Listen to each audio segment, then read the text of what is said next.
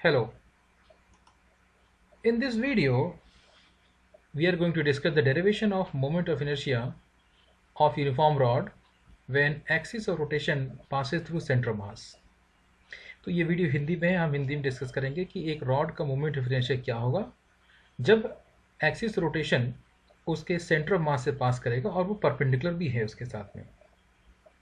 तो चलिए शुरू करते हैं। ये एक रॉड है जिसका लेंथ L है। तो इस रॉड की टोटल लेंथ L है, तो हम ऐसा मान लेते हैं कि जो इसका एक्सिस रोटेशन जो कि सेंटर ऑफ मास से पास कर रहा है, ये पॉइंट इसका सेंटर ऑफ मास है, तो वहाँ पर हम x कोऑर्डिनेट को 0 ले लेते हैं।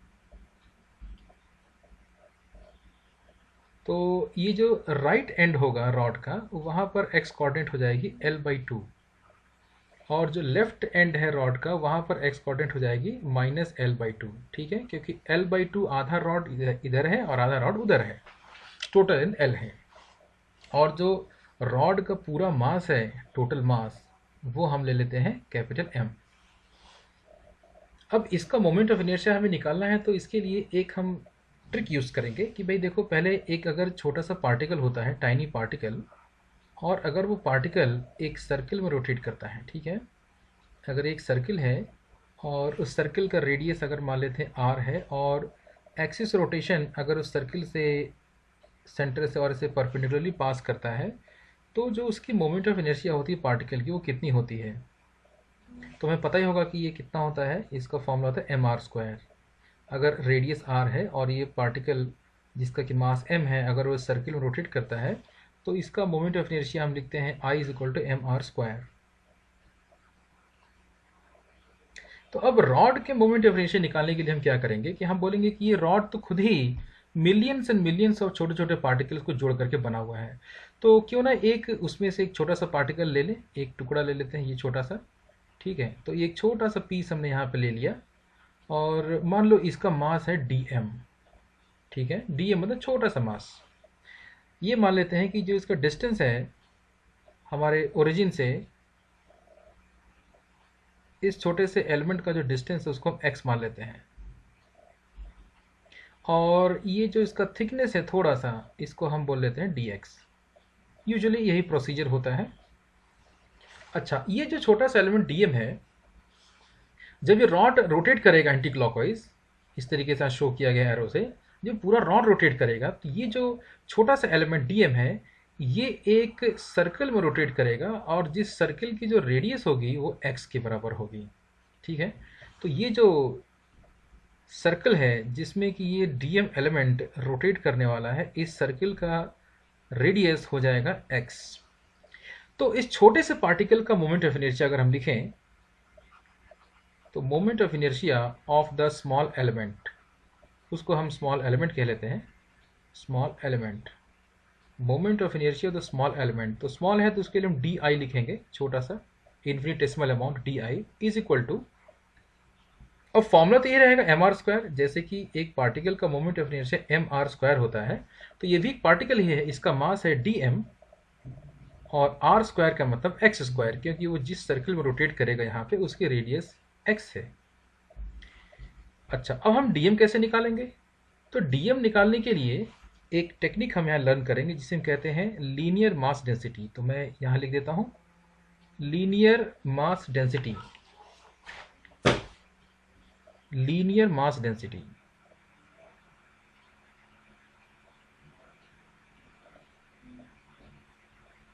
लीनियर मास डेंसिटी का मतलब होता है मास पर यूनिट लेंथ। इसको हम लैम्ब्डा से रिप्रेजेंट करते हैं, lambda is equal to mass per unit length, mass per unit length, ठीक है। तो जैसे कि इस पूरे रॉड का मास m है, ठीक है, तो पूरे रॉड का मास m है और उसका पूरा लेंथ l है, तो m/l इस रॉड का लीनियर मास डेंसिटी हो गया।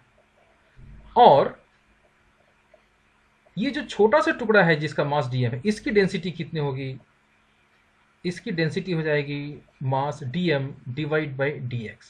इनफैक्ट यहाँ पर हम ये कहना चाहिए कि क्योंकि रॉड यूनिफॉर्म है, क्वेश्चन में पहले हम बोल चुके हैं शुरू में ही, पिछले स्लाइड में, कि रॉड यूनिफॉर्म रॉड है, यूनिफॉर्म रॉड का क्या मतलब होता है? यूनिफॉर्म रॉड का मतलब ये होता है कि इसकी जो डेंसिटी है वो सभी जगह कांस्टेंट है। यूनिफॉर्म का यही मतलब होता है, डेंसिटी इज कांस्टेंट। तो डेंसिटी इसका कांस्टेंट है तो इसका ये मतलब हुआ, हम बोलेंगे कि since the density of the rod is constant everywhere, density of the rod is constant everywhere,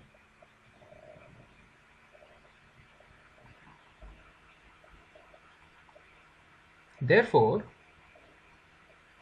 therefore जो पूरे रॉड की जो लेंथ है, डेंसिटी सॉरी, पूरे रॉड की जो डेंसिटी है, फुल रॉड की लीनियर मास डेंसिटी लैम्डा, और वो जो छोटा सा एलिमेंट है, जो स्मॉल एलिमेंट है, उसका जो डेंसिटी होगा, lambda of the small element will be equal to lambda of the full rod.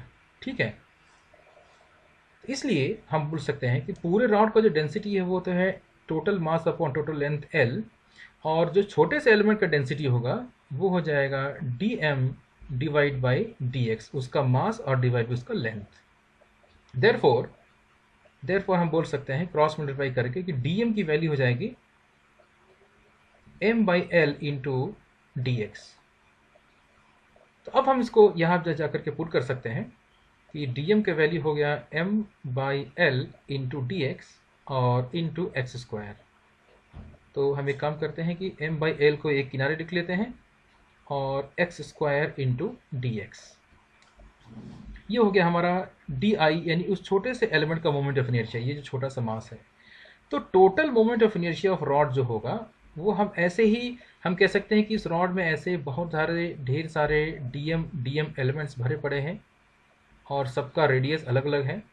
तो सभी के लिए हम dm इंटू एक्स स्क्वायर अगर करके ऐड कर देते हैं तो हमें पूरे रॉड का मोमेंट ऑफ इनर्शिया मिल जाएगा। तो total moment of inertia of rod ये हो जाएगा I is equal to integration of d I, and integration एक प्रकार का समेशन ही है। ठीक है ना, जब इंटीग्रेशन ऑफ डी आई हम करेंगे तो वो असल में समेशन मतलब इंटीग्रेशन हो जाता है। ठीक है, तो इंटीग्रेशन माने समेशन डी आई। तो हमें क्या करना होगा कि ये पूरा एक्सप्रेशन हमारा ऊपर वाला है डी आई, उसको यहाँ डाल देते हैं m by l into x square into d x. अब ये जो कांस्टेंट है एम बाई एल उसको हम बाहर रख लेते हैं, इंटीग्रेशन बाहर रखें कांस्टेंट को एम बाई एल, और ये जो बाकी बचा variable x square into d x का इंटीग्रेशन हमें करना है। अब यहाँ लिमिट पुट करनी पड़ेगी हमें। तो इसमें जो लोअर लिमिट होगा वो क्या होगा और जो अपर लिमिट है वो क्या होगा। तो देखिए ये जो रॉड है, रॉड का जो हमने कोऑर्डिनेट सिस्टम एक्स लिया वो जीरो कहाँ लिया, हमने बिल्कुल सेंटर पे लिया जीरो। तो जो इसका लेफ्ट वाला एंड है उसका coordinate minus L by two है, और जो राइट वाला एंड है उसका coordinate plus L by two है। तो हमें तो पूरे रॉड में एलिमेंट्स लेने हैं इस प्रकार से डीएम, तो इसलिए हमें पूरा रॉड कवर करना पड़ेगा, यानी कि हमें limit minus L by two से लेकर के प्लस एल बाई टू तक पूरा हमें लिखना पड़ेगा। अब आगे हम कंटिन्यू करते हैं। तो m बाई एल तो कांस्टेंट हो जाएगा, और x square into d x का इंटीग्रेशन होता है एक्स क्यूब डिवाइड बाई 3, और फिर हम यहाँ पे एक स्क्वायर ब्रैकेट लगाएंगे और हम कहेंगे कि हमारी जो लिमिट है वो हमें पुट करनी होगी माइनस एल बाई टू से लेकर के एल बाई टू तक। तो अब आगे हम क्या करते हैं कि जो इसका अपर लिमिट है ये वाला, ये एल बाई टू, पहले इसको पुट करेंगे इसके अंदर। तो पुट किया जाए m बाई एल। अच्छा, ये जो कांस्टेंट 3 है नीचे इसको बाहर ले लेते हैं, इसकी कोई ज़रूरत नहीं है, उसको बाहर निकाल लेते हैं क्योंकि तो कांस्टेंट है। अब एक्स क्यूब में ऊपर वाली वैल्यू पुट करेंगे, यानी कि एल बाई टू का होल क्यूब माइनस, अब माइनस करेंगे। उसके बाद ये जो लोअर वैल्यू है वो हम पुट करेंगे इसके फंक्शन के अंदर में, यानी कि माइनस एल बाई टू का होल क्यूब। तो हमें क्या मिलेगा, m by three L into ये हो गया एल क्यूब डिवाइड बाई 8 और माइनस ये जो ब्रैकेट है जो नेगेटिव क्वांटिटी है, तो नेगेटिव क्वांटिटी का जो क्यूब होता है वो भी नेगेटिव ही होता है, जैसे कि minus one into minus one into minus one तो माइनस वन ही होता है ना। तो इस प्रकार से किसी भी नेगेटिव नंबर का जो ऑड पावर होता है वो भी नेगेटिव ही निकलता है।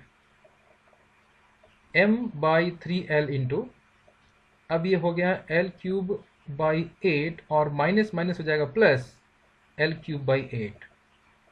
अब दोनों एल क्यूब बाई 8 को ऐड कर देते हैं तो दोनों L³/8 को ऐड करेंगे तो हमें मिलेगा 2L³/8। और उसके बाद हमें मिलेगा m/3l into L³ divide by 4।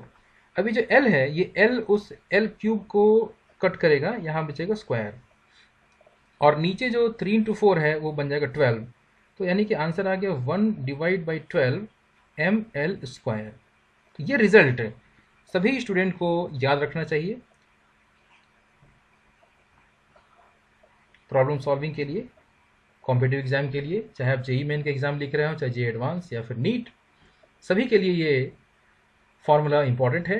Derivation भले ही नहीं याद रहे कोई दिक्कत नहीं, लेकिन ये मेथड तो पता ही होना चाहिए और ये फॉर्मूला भी याद रहना चाहिए। तो thank you for watching my video.